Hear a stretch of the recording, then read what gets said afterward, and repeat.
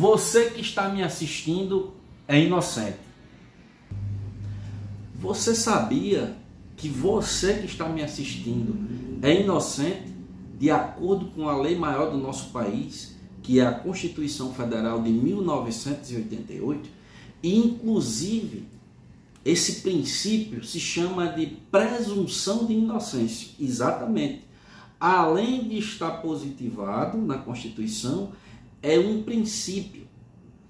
A Constituição Federal de 1988, no seu artigo 5º e no inciso 57, diz: ninguém será considerado culpado até o trânsito em julgado de sentença penal condenatória. Você que está me assistindo, se de repente foi acusado de alguma coisa, você não tem que se preocupar, você não tem que se esmerar, se desdobrar para provar que é inocente. Quem está acusando você é que tem que apresentar as provas que indiquem que você é acusado. E aí você diz: doutor Michel, a acusação ela veio acompanhada de provas. Eu sou culpado? Não, você continua sendo tratado como inocente. Imagina só uma situação em que alguém disse que no seu ambiente de trabalho, é um exemplo muito comum, que no ambiente de trabalho você cometeu um furto. E alguém diz, inclusive, nós temos as imagens das câmeras que estão indicando que essa pessoa, ela furtou. Muito bem, essa pessoa é culpada? Não, ela continua sendo inocente. Quem está acusando você, além da acusação e além das provas, precisa esperar toda uma tramitação de um processo criminal.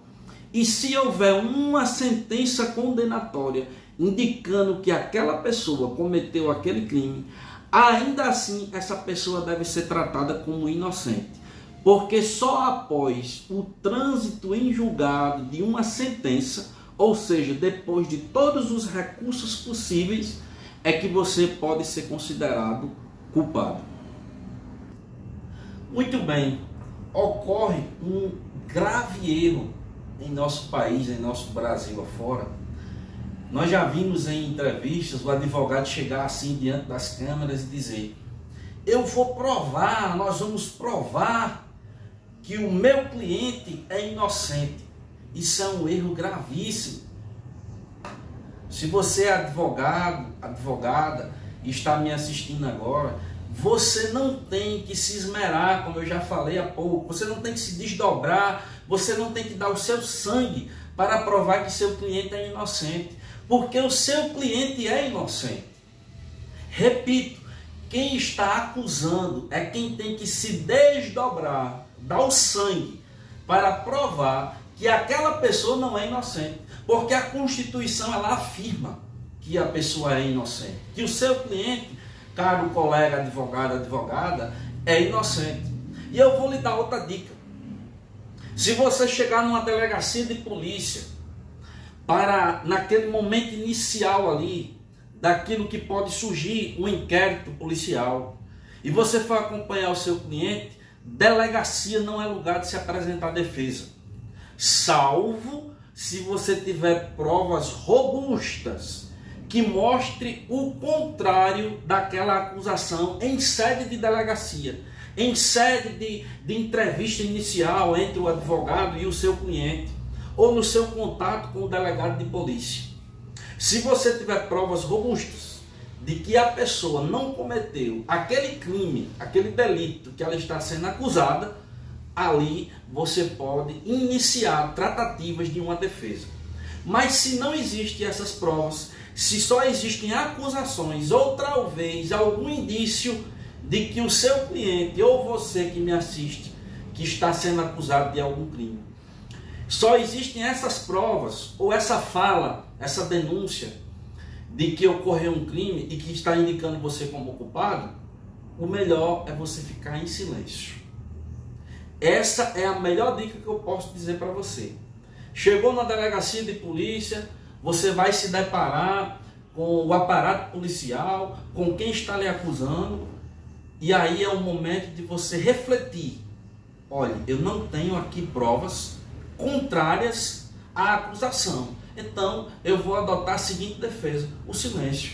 Só vou falar em juízo. Ou o advogado vai dizer para o delegado de polícia: meu cliente só vai falar em juízo.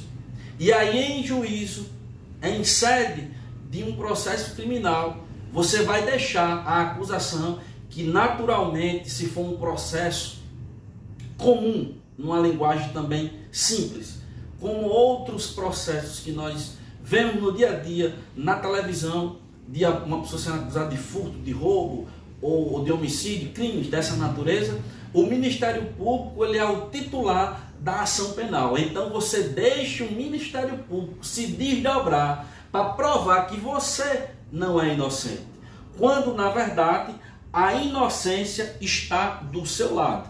E nós concluímos aqui esse vídeo dizendo: você é inocente porque existe um princípio chamado de presunção de inocência que afirma que você é inocente. Existe um artigo de lei, da lei maior do país, que é a Constituição Federal, no seu artigo 5º, no inciso 57, que diz que você é sim inocente. Eu sou o Dr. Michel Nascimento, advogado. Aqui na descrição desse vídeo que você está assistindo, tem os nossos contatos, caso você queira esclarecer muito mais, ou alguns esclarecimentos sobre os seus direitos.